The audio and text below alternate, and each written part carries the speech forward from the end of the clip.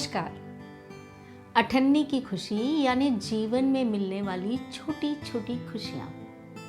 और उदाहरण के रूप में यदि हम पिछले कुछ दशकों और वर्तमान में देखने जाएं तो कुछ लोग ऐसे हैं जिन्होंने अपनी कला से रोते को हंसा दिया, जीवन में हर परिस्थिति का हंसकर सामना करना सिखा दिया। जैसे भारतीय सिनेमा जगत के राज कपूर साहब, जॉनी वॉकर जी, महमूद जी, राजपाल यादव जी आदि।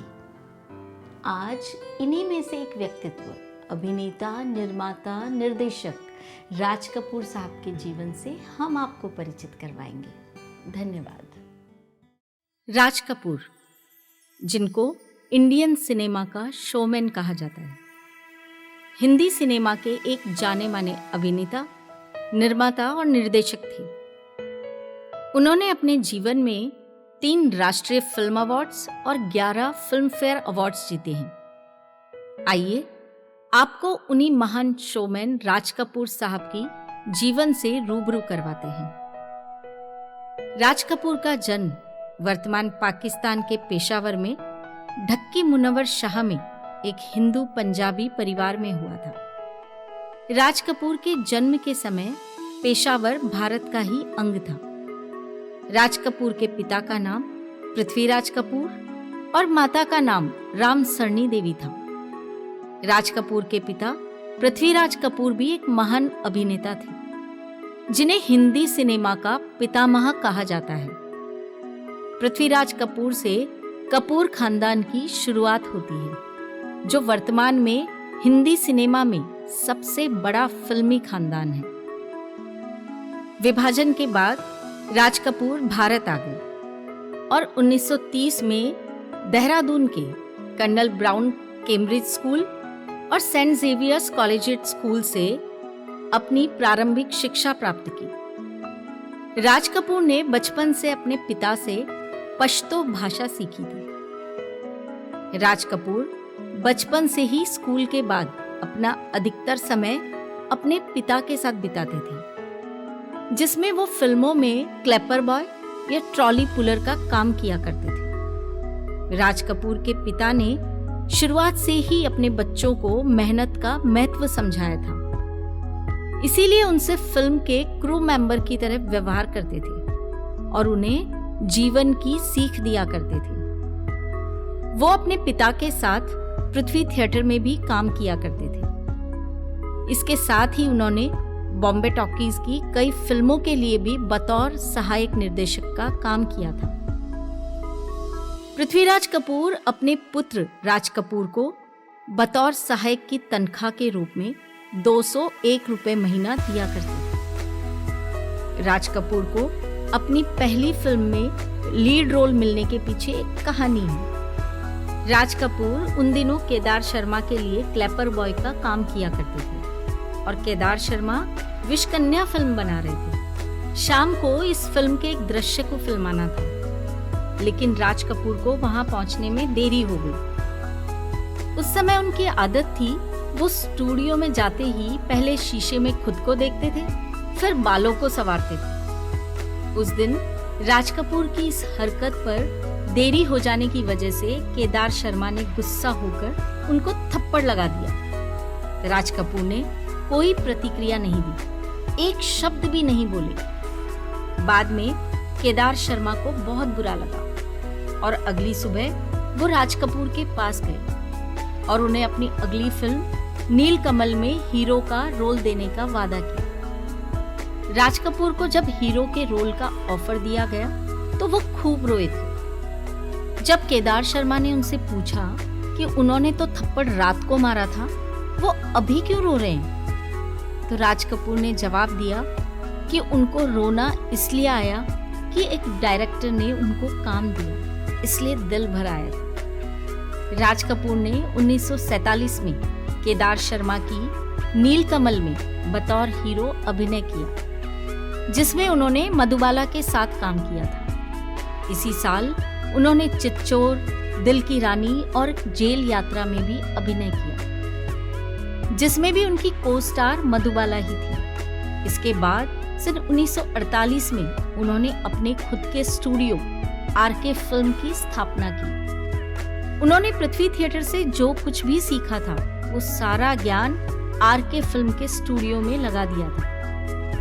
आरके फिल्म के बैनर तले उन्होंने अपनी पहली फिल्म आग बनाई और उस दौर के सबसे कम उम्र के फिल्म निर्देशक बने। इस फिल्म के निर्माता निर्देशक के साथ साथ मुख्य अभिनेता का किरदार भी उन्होंने ही निभाया था। इस फिल्म में उनकी को स्टार नरगिस, कामिनी कौशल और प्रेमनाथ थी। ये फिल्म काफी सफल रही। इसके बाद 1949 में उन्होंने महबूब खान की फिल्म अंदाज में काम किया था, जो बतौर अभिनेता उनकी पहली सफल फिल्म थी।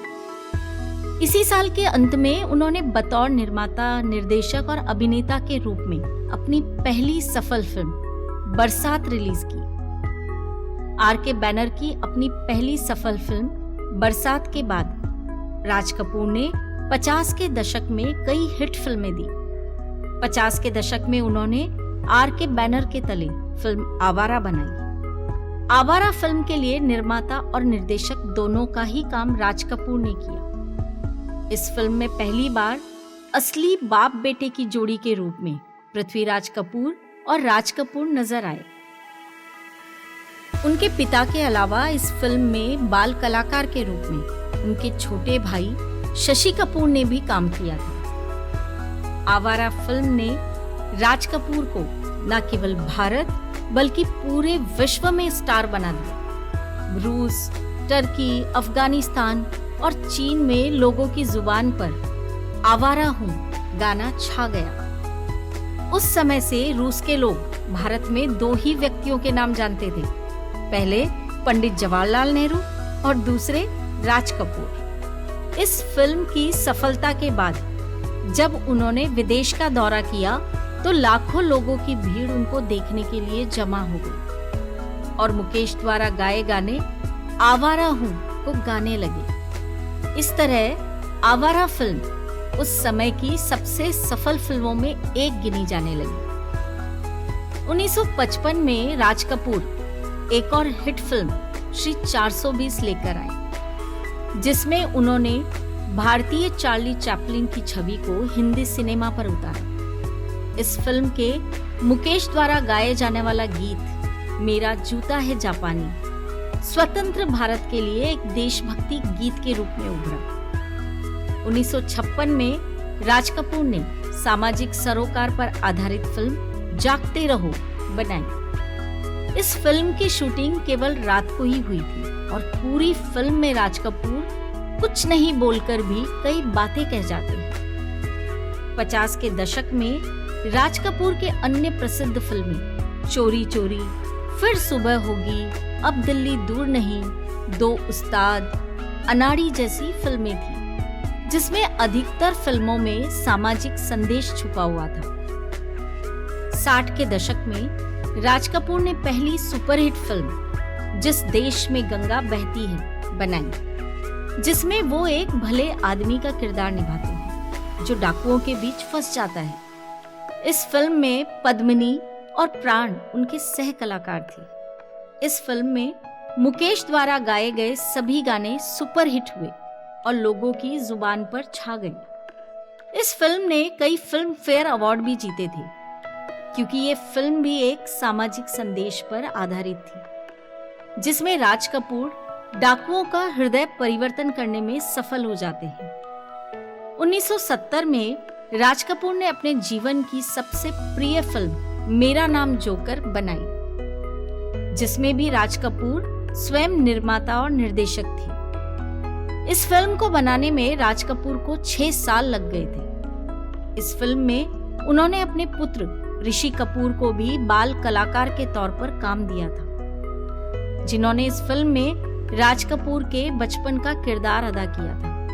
ये फिल्म बॉक्स ऑफिस पर सफल नहीं हुई और उनके परिवार को आर्थिक नुकसान हुआ था, लेकिन राज कपूर इस फिल्म को हमेशा दिल से लगाए रखते थे। इस फिल्म के एक रिलीज के कुछ सालों बाद ये फिल्म दोबारा पर्दे पर उतारी गई, तब लोगों ने इसे खूब सराहा था। इस फिल्म के बाद 1975 में राज कपूर अपने पुत्र रणधीर कपूर के साथ धर्म करम फिल्म में दिखे। 1978 में उनकी फिल्म सत्यम शिवम सुंदरम में उनके छोटे भाई शशि कपूर ने मुख्य अभिनेता और जीनत अमान ने अभिनेत्री के तौर पर काम किया। 70 के दशक में उनकी फिल्में नौकरी और 2 जासूस थी।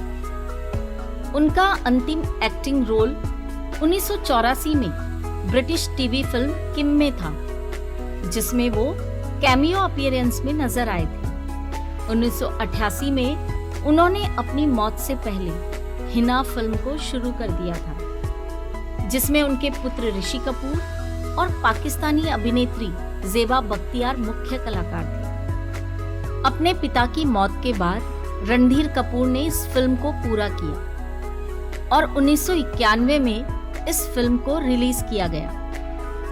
भारत पाकिस्तान के रिश्तों पर आधारित ये फिल्म भी उनका ड्रीम प्रोजेक्ट था, जिसे देखने के लिए वो जीवित नहीं रह सके थे। राज कपूर अपने अंतिम दिनों में अस्थमा से पीड़ित थे और 63 वर्ष की उम्र में 1988 को इस दुनिया से विदा हो गए। जिस समय उनको अस्थमा के अटैक के लिए एम्स में भर्ती किया गया था, उस समय उनको दादा साहब फाल्के पुरस्कार मिलने वाला था। राज कपूर भले ही आज हमारे बीच में ना हो, पर उनकी बनाई फिल्में आज भी हमारे चेहरों पर मुस्कान ले आती हैं। उनका हर तरफ खुशियां बांटने का नजरिया उनकी फिल्मों में भी झलकता है।